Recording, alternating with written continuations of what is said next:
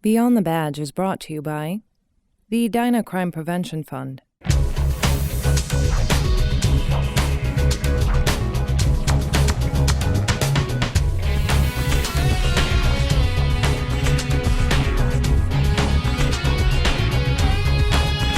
Welcome to Beyond the Badge, a program about the inner workings of the Edina Police and Fire Departments. Thanks for joining us. I'm Officer Brian Hubbard. An arrest has been made in a home burglary thanks to evidence found on a dog treat.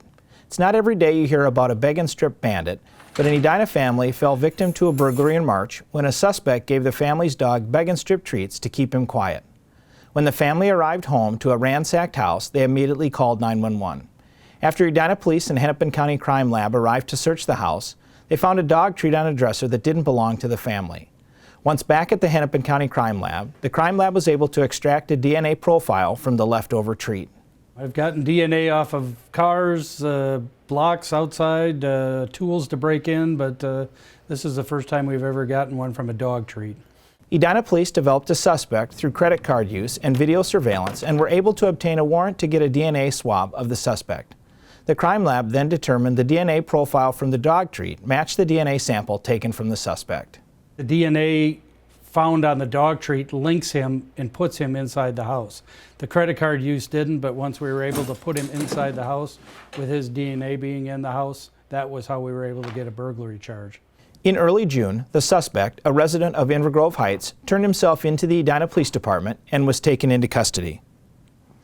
Joggers, shoppers, and those out for a leisurely stroll are making good use of Edina's sidewalks this summer.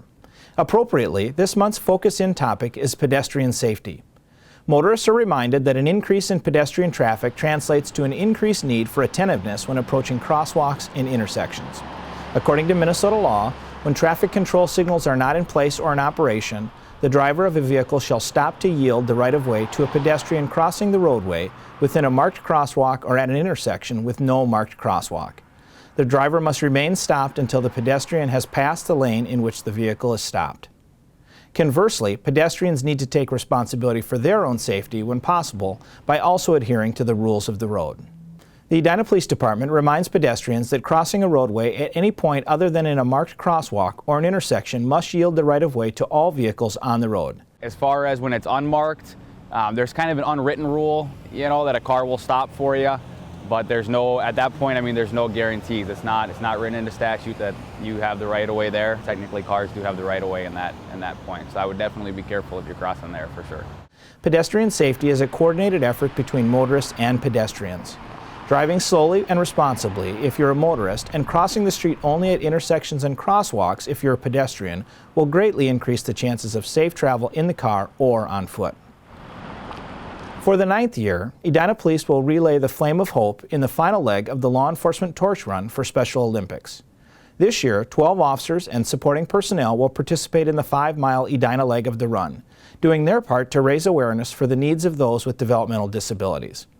Let's check in with paramedic firefighter Ryan Quinn, who is with Sergeant Tom Draper, to talk about the long-time relationship between police and the Special Olympics and what it's like to be the torchbearer. Thanks, Brian. We're here today outside Braemar Arena with Sergeant Tom Draper, the Edina Police Department. We're here to talk about the Torch Run for Special Olympics. Yes. How are you doing today? I'm doing fine. How about yourself? Doing well, thanks. Good. So, what can you tell me about the Special Olympics Torch Run? Well, this is the 9th year that the Edina Police Department has participated in the run for Special Olympics. So it's something that we take great pride in, along with the polar plunge that happens during the wintertime. This is obviously a little bit better weather for the police. I like this weather much better than jumping into the cold water, yes. Absolutely. How long is the Torch Run?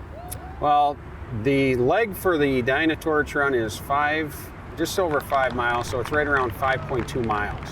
What happens is we get the torch from the Eden Prairie Police Department, where we meet right here, in fact. And then we run across the city and hand it off to Richfield at our eastern border. So this 5 miles with an actual torch, yes, gets passed around symbolically for each member that's running with the group? That's what we try to do with our group, is that everybody that's participating in the run, we try and have them carry the torch for, a certain amount of time or a certain length of time. It's a pretty big honor to be able to hand that off to Richfield. Yes, we hand it off to Richfield, yes. And how many other police departments in the area are taking part in this torch run? There are several agencies throughout the state of Minnesota. It's right around 75 different agencies that do this. Maybe we can get some fire department personnel to. Yeah, that'd be nice. Sounds like a good plan. Yes. So this whole torch run is for raising awareness for Special Olympics? Yes, it is. It's for awareness and raising funds for Special Olympics so that these people can participate in sporting activities. It's their way of getting out, socializing with other people, doing physical activities, stuff like that. What a great cause. It is a very great cause. It's really an honor to partake in it and do this for them. Well, thanks for your time, Sergeant Draper. Wish you all the best of luck in the torch run. Brian, back to you. Thank you, Ryan. Recently, 5th grade students at Our Lady of Grace School in Edina graduated from the Drug Abuse Resistance Education, or D.A.R.E program. Edina police officers have run the program for several years and say it plays an important role in developing young people's moral compass. Edina 16's Dietrich Nissen spoke with parents and officers about why they support the D.A.R.E program. After 11 weeks of attending the D.A.R.E program, these 5th grade students were ready to graduate and kick off the summer confident in personal safety. But before they received these diplomas, the students had to explain what they'd learned. The D.A.R.E decision-making process has been very helpful to me, and I know it will be very important as I get older. You can use it in any stressful situation, including peer pressure. I use these strategies a lot and hope to keep using them. I feel confident that I will have self-control to say no if I ever feel uncomfortable or forced to do something.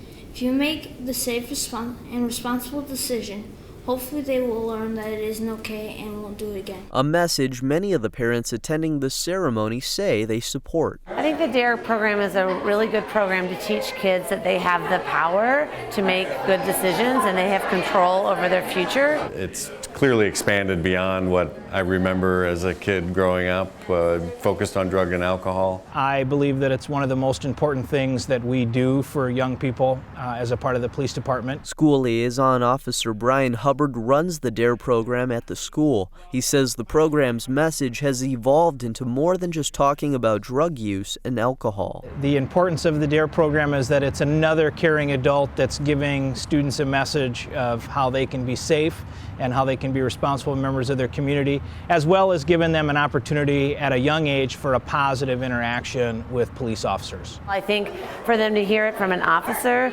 and with their friends is much more impactful than to hear it from their mom and dad about what they should and shouldn't do. So I think it's a great program and I hope the school continues it. The work that the police officers do with the kids, I think, is a really valuable asset. An asset both officers and parents hope lead these students to making positive life decisions. In Edina, Dietrich Nissen, Edina 16. According to the D.A.R.E website, the program is in 75% of schools across the country and in more than 43 countries worldwide. If you're interested in Edina's D.A.R.E program, contact the Edina Police Department. Before we go, we'd like to remind our viewers that Night to Unite is coming up. The Edina Police Department will host its Night to Unite party from 6 to 8 p.m. Tuesday, August 6th at Roslyn Park. Celebrate an evening of food, fun, and crime prevention. To register a party in your neighborhood, visit the Edina Police Department's website at www.edinamn.gov/police. On behalf of my co-host, paramedic firefighter Ryan Quinn, and the City of Edina's public safety team, thanks for tuning in to learn a little bit more of what goes on beyond the badge. Until next time, stay safe.